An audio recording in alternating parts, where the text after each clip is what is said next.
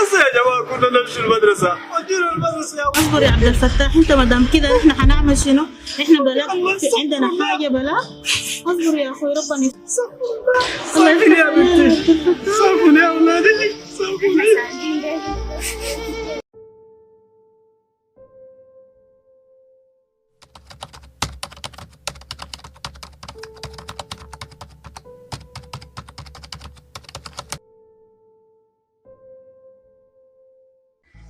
يا سلام، انا ماشي خلاص من الموضوع ده والله براك سبب الموضوع عشان يوم سيرت معايا.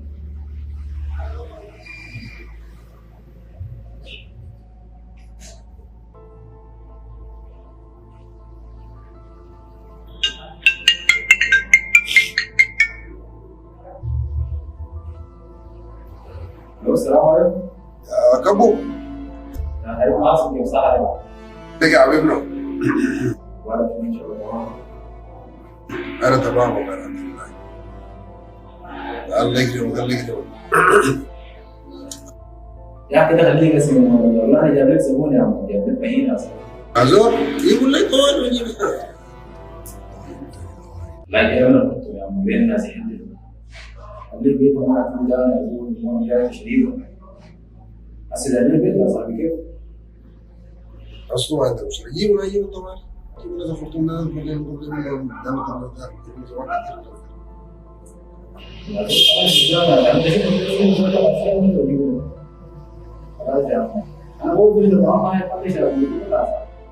جدا ما عندك مشكله حقك برا. ابشر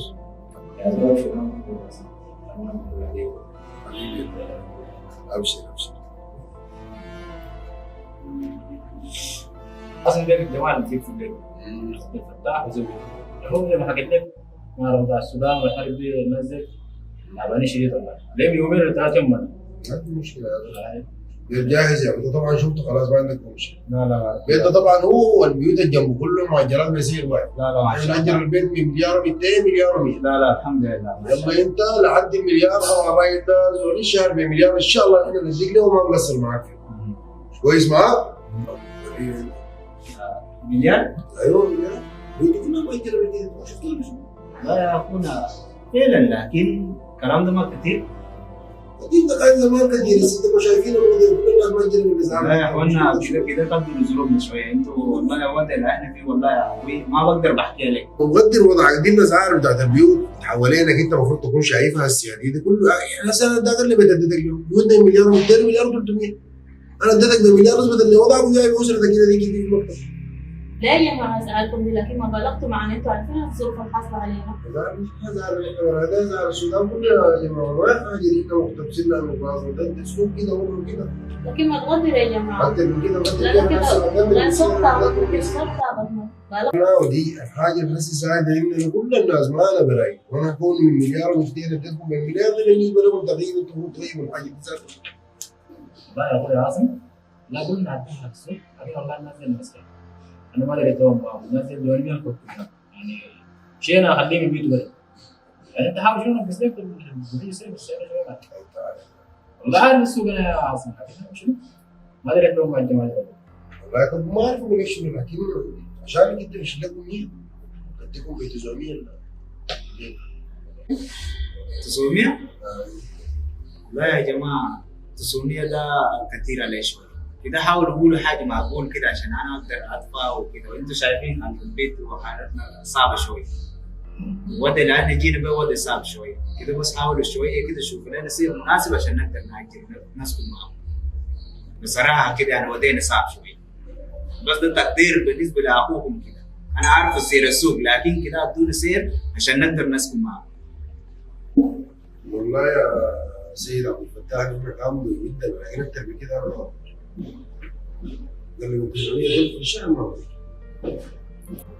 لا اصبر الناس ما يقدروا انا حاول نكسر عشان بيها كده تقولي عشان خاطر يا دول خير مش عشان خاطرك انت ما قصرت ب 800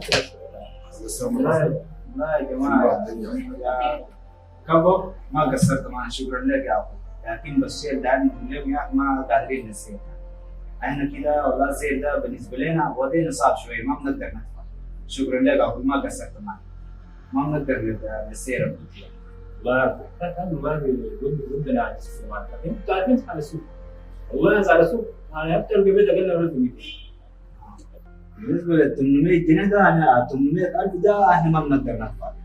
ده طبعا يعني انا ما بقدر بقول حاجه يعني ما في يدي. دي السير ده كثير عليه. ما بنقدر ندفع. انت كده يا شيخ عبد الفتاح ما تستعجل، امشي شاور نفسك أيوة. وارجع لي ثاني. تمام شاور نفسك. تمام. الله يديك ناس ما اعرف بعد ده اوديكم وين، نمشي نسكن وين؟ الايجارات غاليه كده عامل شو الناس. تعالى يا عبد الفتاح نمشي المدرسة. مدرسه شنو امشي ساكنكم فيها يا جماعه؟ ما الناس كلها قاعدين في المدارس عبد الفتاح. نحن قاعدين في المدارس دي تخيل عسى المدارس دي احنا نقدر نسكن مع الناس دي كيف؟ نمشي نشوف. صعبه. عارف لي بكره يعني. خلاص تمام. ده اصلا اخوي معقول احنا وصلنا للدرجه دي؟ بيوت يا اخي كده للناس بالمية مليار. لا الكلام ده شيء من والله. يعني احنا كده بنستغل الناس يعني في حاله حرب، احنا مفترض والله نجيبهم نسكنهم معانا في البيت. لا يا عصام ليش شنو لكن الوضع الموجود ده كل الناس دي شغاله كده احنا نشتغل مع الناس. الناس دي ما عندها تدفع من هنا يا عاصم. عارف انت الكلام اللي بتقول فيه ده انا عارف احنا بيوتنا دي كانت ب 20 وب 30 و40 في الشهر.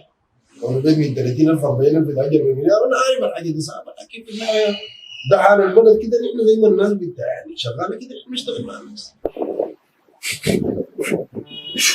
بس يا جماعه كنا نمشي المدرسه، ودينا المدرسه يا اول حال الساعه، نعمل شنو يا جماعه؟ اصبر يا عبد الفتاح ان شاء الله. اصبر يا اصبر يا عبد الفتاح. خذ لما تشوف يا ابوي كده بتصبر.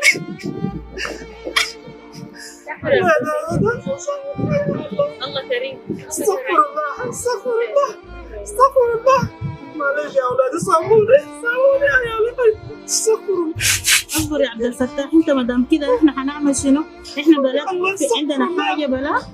اصبر يا اخوي ربنا استغفر الله. ساموني يا بنتي ساموني يا اولادي ساموني.